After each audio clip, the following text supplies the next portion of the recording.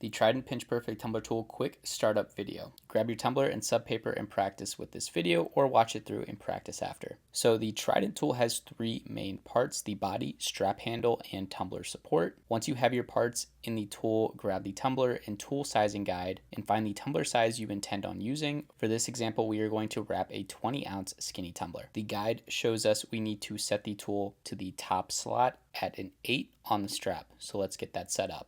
To be in the correct position for an 8 on the strap, in any numbers you may have to set the strap to, we want the ridge above the number we intend to use to be at or slightly underneath the opening of the tool, as shown in this picture.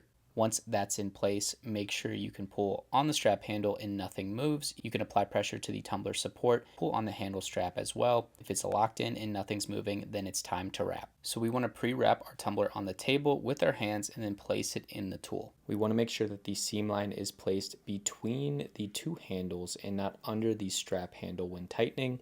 This is a very important step if you want to make sure you utilize the tool correctly and for the sub paper to actually tighten when squeezing the handle. When placing it in the tool, we want the seam line to be facing directly up. Now I'm going to be using a clock to visually demonstrate the strap handle placement. So we want our strap handle, more specifically the pad of the strap handle, to start at a 1 to 2 p.m. position if we were looking at a clock. And when we pull to tighten the tumbler, we want the handle to be at or around the 12 o'clock position. There should be about an inch or so distance between the two handles before locking the tumbler in. Once we've checked off all those boxes, you can pull all the way up on the locking mechanism and push it over to lock the tumbler in, and now your tumbler is tight, locked in, so you can free up your hands for taping. The tape you choose is completely up to you, but for this demonstration, I'm using Scotch masking tape.